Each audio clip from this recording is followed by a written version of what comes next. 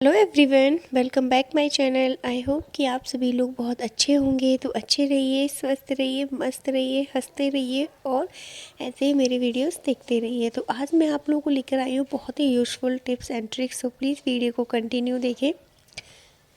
तो गाइस ये देखिए, ये है मेरी छोटी सी किचन जिसमें बहुत ही कम स्पेस है और इतना ज़्यादा ज़्यादा सामान हम नहीं रख सकते हैं। और यहाँ पर मुझे बर्तन स्टैंड लगाने की भी कहीं से भी जगह नहीं दिख रही थी, क्योंकि एक तो अगर बर्तन स्टैंड के लिए प्रॉपर जगह चाहिए, जो कि मेरे किचन में बिल्कुल भी नहीं है। आप देख सकते हैं किस तरीके से सामान भरा है। और किचन ज़्यादा भरी हुई भी बिल्कुल अच्छी नहीं लगती है, थोड़ी थोड़ी खाली और स्पेस होना चाहिए जिससे क्लीनिंग वगैरह में आसानी हो सके।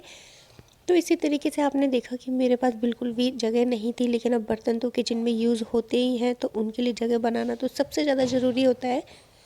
तो बस इसी तरीके की प्रॉब्लम से मैं जूझ रही थी। तो मुझे लगा इस तरीके की प्रॉब्लम और भी लोगों के साथ होती होगी, लाइक रेंटेड वाले लोग होते हैं जिनको अक्सर इस तरीके की प्रॉब्लम फेस करनी ही पड़ती है। तो यहाँ पर मैं आप लोगों के साथ एक टिप शेयर कर रही हूँ, जो कि मैंने खुद में ट्राई किया और तो मुझे लगा आप लोगों के साथ भी शेयर करना चाहिए। तो गाइस, अब जब बर्तन स्टैंड नहीं था तो बर्तन रखने के लिए मैं अपनी इस तरीके की बास्केट का यूज़ कर रही थी, क्योंकि इसमें पहले मैं वेजिटेबल्स वगैरह रखती थी। अगर आप मार्केट से इसको एज बर्तन स्टैंड की तरह भी बाय कर सकते हैं। ज़रूरी नहीं है कि आप पुरानी किसी को यूज़ करें, आप नई भी ले सकते हो। और ये मुश्किल से 150 रुपये की आपको मिल जाएगी, 3 लेयर वाली 150 रुपये की। अगर आप 2 की खरीद जाएंगे तो और भी कम मिलेगी। तो यहाँ पर देखिए, मेरी रखी हुई थी तो मैं इसी को यूज़ कर रही हूँ, क्योंकि वेजिटेबल्स इतनी ज़्यादा आती नहीं है, और आती है तो फ्रिज में रहती हैं।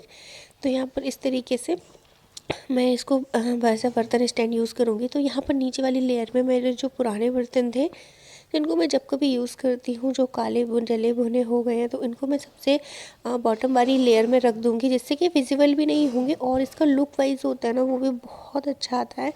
तो आप यहाँ पर कंटिन्यू देखते रहिए। तो यहाँ पर जो आयरन के बर्तन थे और जो एक मेटेलिक बर्तन थे, मैंने उनको यहाँ पर नीचे रख दिया है। और बाकी के आप जो भी बर्तन यूज़ करते हैं, जो डेली बेसिस में ज़्यादा यूज़ होते हैं, लाइक बॉल्स वगैरह हैं, ग्लासेस हैं, प्लेट्स वगैरह, स्पून और कुछ होल्डर्स वगैरह होते हैं, आप उनको भी इसमें रख सकते हैं। और इसको इस तरीके से देखिए, मैंने जो भी ज़रूरी वाले जितने सामान थे, भगोने वगैरह हैं, प्रेशर कुकर वगैरह है, सब कुछ इसी में आ गया है मेरा। कुल मिला के जितने बर्तन डेली में मैं यूज़ करती हूँ, उतने सारे सब इसी में ही आ गए हैं। तो इस तरीके से आप भी जुगाड़ कर सकते हैं। अगर आप रेंटेड हाउस में रहते हैं, आप ज़्यादा सामान इधर उधर नहीं करना चाहते हैं, तो इस तरीके से आप कुछ ट्राई कर सकते हैं। वही नेक्स्ट टिप्स है कि ये ज़्यादा प्रॉब्लम हम सबको अक्सर फेस करनी पड़ती है। ये प्रॉब्लम मोस्टली बहुत लोगों के साथ, हम अक्सर ज़्यादातर लोगों के साथ होती है, कि यहाँ से जो होता है नॉक से हमारा चार्जर जो होता है ब्रेक हो जाता है, और कुछ हम उस तरीके से इस तरीके से उसकी टेपिंग वगैरह कर देते हैं। लाइक इससे कि इसलिए कर देते हैं इससे कि ये और भी ज़्यादा ना टूटे और करंट वगैरह भी ना आए। तो इस तरीके से हम टेपिंग वगैरह कर देते हैं। तो आज मैं आपको इसका एक बहुत ही अच्छा सॉल्यूशन बताती हूँ, जिससे कि आपका चार्जर बिल्कुल ठीक हो जाएगा। तो आपको क्या करना है, तो इस पर तो चलो ऑलरेडी टेपिंग है, तो मैं दूसरा वाला जो वायर है उस पर करके दिखाती हूँ। क्योंकि इस तरीके के वायर होते हैं, एक तो इनको फोल्ड करके रखते हैं, या कई बार होते हैं कि चूहे वगैरह जो होते हैं वो यहाँ पर कुछ इस तरीके से कट वगैरह लगा देते हैं।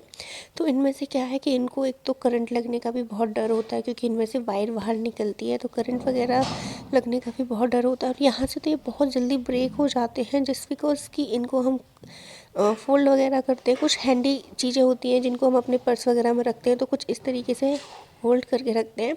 तो विंटर्स में तो अक्सर यहाँ पर ब्रेक आ ही जाते हैं, क्रैक्स पड़ जाते हैं और ये ब्रेक्स होने लगते हैं। तो इसके लिए आपको एक सॉल्यूशन बताती हूँ कि आपको कोई भी पुरानी जो बॉटल हो, आप उसका कैप यूज़ कर सकते हैं। तो यहाँ पर मेरे पास एक ये पुरानी बॉटल पड़ी हुई थी, तो मैं इसका कैप का यूज़ कर रही हूँ। तो ये आप कोई भी प्लास्टिक का कैप ले लीजिए, और उसके लिए अब हमें यहाँ पर मैं अपनी गैस की फ्लेम को ऑन करूँगी और इसको मैं थोड़ा सा मेल्ट करूँगी। और इसको आप बहुत ही कीजिएगा, केयरफुली कीजिएगा। किसी भी प्लकर या चिमटे वगैरह से पकड़ कर ही कीजिएगा, हाथ से बिल्कुल भी टच ना करें, क्योंकि ये बहुत ज़्यादा गर्म हो जाता है। तो इस तरीके से देखिए, कैप को आपको मेल्ट करना है, और मेल्ट होने के बाद इसकी जो प्लास्टिक है ना, वो मेल्ट होने लगेगी, और मेल्ट होते ही ये ना नीचे की तरफ गिरने लगेगी। और जैसे प्लास्टिक गिरने लगे, आप उस प्लास्टिक को, तो जैसे ही इसकी प्लास्टिक जो है मेल्ट होकर नीचे की तरफ गिरने लगे, आपको तुरंत जहाँ पर मतलब कटा हुआ है, जहाँ से आपका टूट रहा है, क्रैक पड़ रहे हैं, वहीं पर उसको एकदम से छुपा दीजिए। जो क्या है, प्लास्टिक जो भी मेल्ट होगी वो यहाँ पर नीचे गिरने लगी। आप हाथ से बिल्कुल भी टच ना करें वरना आप जल सकते हैं। तो इस तरीके से आपको जो चार्जर वो बिल्कुल पहले की तरह एकदम से सेफ़ हो जाएगा और काफ़ी लॉन्ग टाइम तक चलेगा, और इससे करंट वगैरह लगने का भी बिल्कुल भी डर नहीं होता है। तो आप इस ट्रिक को आगे ज़रूर फॉलो कीजिएगा, एक बार ज़रूर अप्लाई कीजिएगा। तो गाइस नेक्स्ट टिप्स है हमारी किचन से रिलेटेड। तो जिस तरीके से हम अनियन वगैरह काटते हैं, तो जैसे कि सबको पता है आंसू बहुत ज़्यादा निकलते हैं, बहुत ज़्यादा टीयर्स हमारे आते हैं। तो इस चीज़ के सॉल्यूशन के लिए भी वैसे तो मैं भी बहुत सारे मतलब आइडिया शेयर कर चुकी हूँ कि आपको किस तरीके से मतलब करना है, और यहाँ पर मैं एक बिल्कुल सिंपल सा तरीका बता रही हूँ। तो सबसे पहले तो यहाँ पर आपको मतलब एक कटोरी ले लेनी है, उसमें थोड़ा सा पानी लेना है आपको, और यहाँ पर मैं अपने प्याज को कट कर रही हूँ। तो यहाँ पर आपको टिश्यू ले लेना है, सिर्फ इतना सा टिश्यू लेना है आपको, और बस अच्छे से इस तरीके से आपको डिप करना है। और डिप करने के बाद आप इस तरीके से उसे निचोड़ें नहीं बिल्कुल, क्योंकि निचोड़ने से पानी लीक हो जाएगा और इस तरीके से वो फटने लगेगा। तो इस तरीके से ना करें, बस आप इसको सिंपल सा इस तरीके से जब भी अनियन वगैरह काटें तो एक टिश्यू पेपर को इस तरीके से डिप करके अपनी प्लेट पर या आप चॉपिंग बोर्ड पर जिस पर भी कट कर रहे हैं उस पर रख लीजिए। मैं यहाँ पर डायरेक्टली सैलेड के लिए कट कर रही थी, तो मैंने यहाँ पर डायरेक्टली बाउल्स में कट कर रही हूँ, इसलिए मैंने यहाँ पर अपनी जो है प्लेटफॉर्म पर ही इस तरीके से रख लिया है।